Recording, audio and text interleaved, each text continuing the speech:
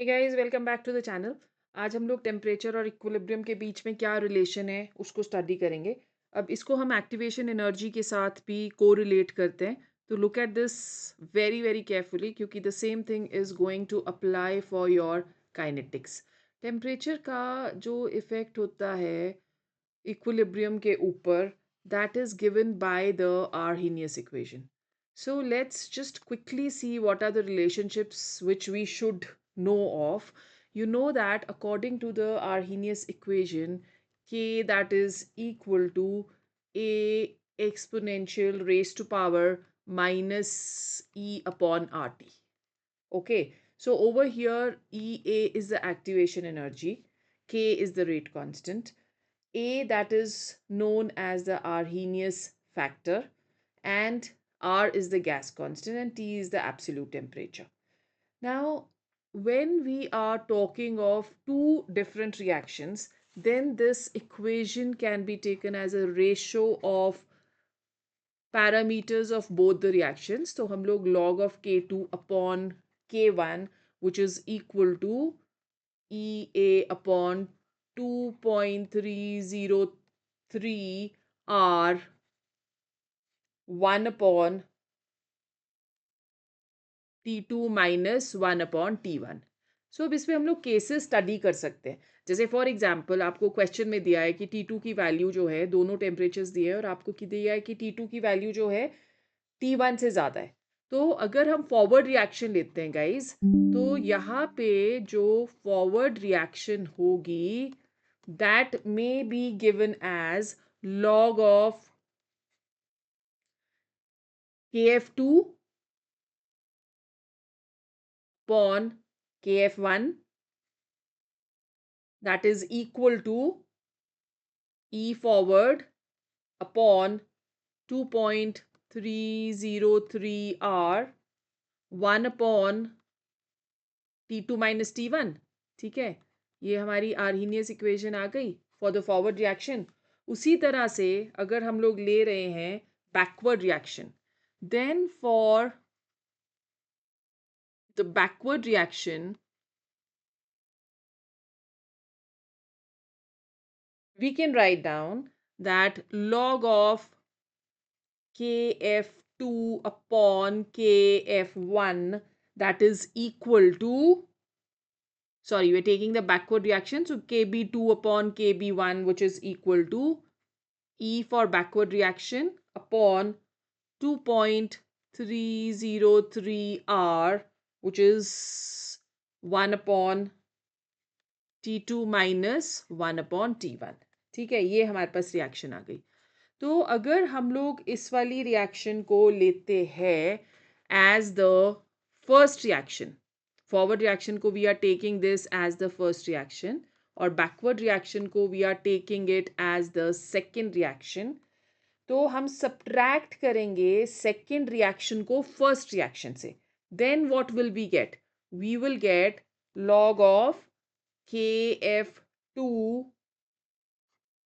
KB2 upon KF1 upon KB1.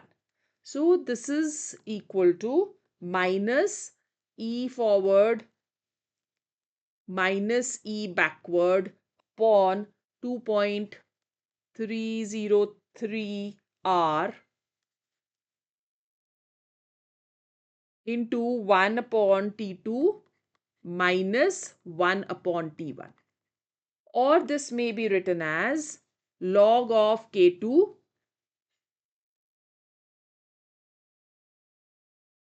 upon K1 which is equal to delta H upon 2.303 R 1 upon T2 minus 1 upon T1. So यहाँ पे जो delta H है that is the heat of the reaction at constant volume, और K1 और K2 these are the equilibrium constant for the reactions at temperature T1 and T2. Remember that T2 is always greater than T1.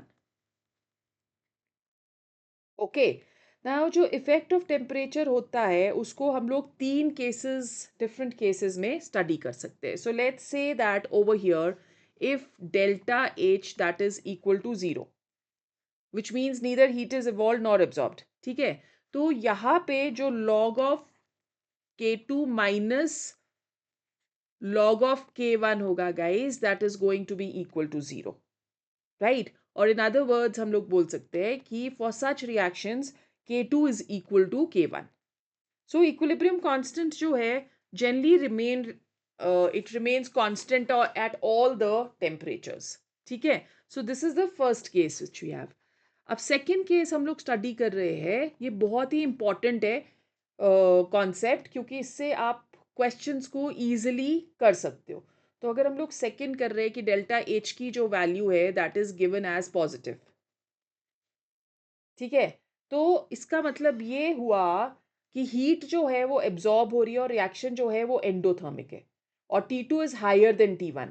तो 1 upon T2 minus 1 upon T1 that is going to be negative.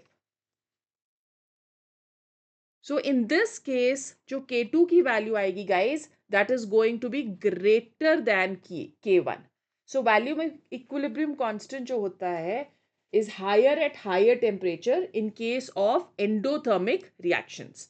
Now let's also consider over here exothermic reactions, which means कि अगर delta H की जो value है that is negative.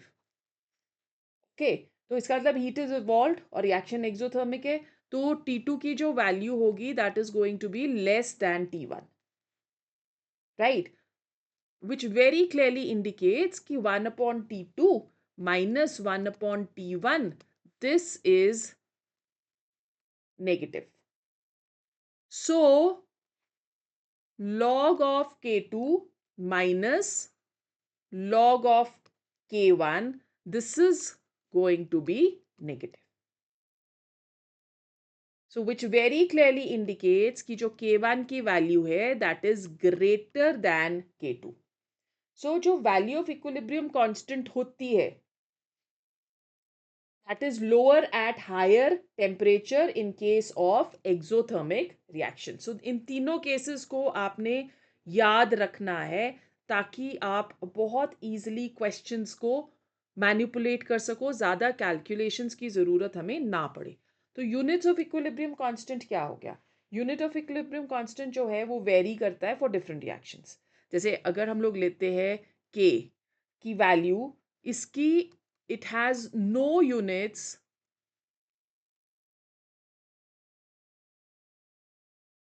जहाँ पे total number of moles and reactants and products are same, which means that NR is equal to NP. ठीक है, और अगर हम लोग लेते हैं KC जहाँ पे total number of moles of reactants and products are different, तो उसमें जनरली मतलब हम लोग ये बोल रहे हैं कि NR जो है that is not equal to NP. तो यहाँ पे जो KC की unit generally is given that is equal to M delta N. So molar concentration raised to power change in number of gaseous moles. So यहाँ पे जो M की value होगी that is going to be moles per litre. ठीक है, और delta N हो गया NR not equal to NP. So that is delta N is the difference in number of moles of the reactants and the products. अब एक बहुत important concept मैं आपके साथ करने वाली हूँ, that is the reaction quotient and predicting the direction of the reaction. ठीक है, so you can see that I've taken a picture over here. अब यहाँ पे हमारे पास तीन केसेस है. This is case 1, this is case 2 and this is case 3. तो case 1 में आपको क्या नजर आ रहा है? तो जो K की वैल्यू है that is greater than Q, यही मैनिपुलेट कर सकते हैं हम. ठीक है, यहाँ पे K की value is equal to Q और यहाँ पे K की value is less then Q. You know what K is? I'm so sorry. You know what K is, right? Equilibrium constant. तो अगर यहाँ पे k की वैल्यू ग्रेटर q की वैल्यू जो है that is greater than k, which is in the third case. In that case, the reaction is going to go from which side to which side? सबसे पहले तो इसको ही देख लो. इसका मतलब हुआ कि इक्विलिब्रियम पे है. Q आपको पता है ना क्या होता है? Q is the reaction quotient. So अगर आप एक रिएक्शन ले रहे हो A plus B to give us C plus D. ये काफी एक कॉमन सा क्वेश्चन है जो कि हम लोग को आ जाता है. सो यहाँ पे Q that is equal to concentration of the products raised to power their stoichiometry upon reactants stoichiometry. This is what Q is. Okay. So जो न्यूमेरिकल वैल्यू Q की होती है वो वेरी करती है. वो डिपेंड करेगी concentration of the products and reactants में और टाइम जब हम Q को डिटर्मिन करते हैं. So Q can be determined at any instant. Q जो है that will become equal to K only at equilibrium. So if Q is less than K, as we can see in the first case. So first case में Q is less than K. यहाँ पे reaction goes from left to right. L to R. If K is greater than Q, then the reaction will go from left to right. If Q is greater than K, then the reaction is going to go from right to left, R to L.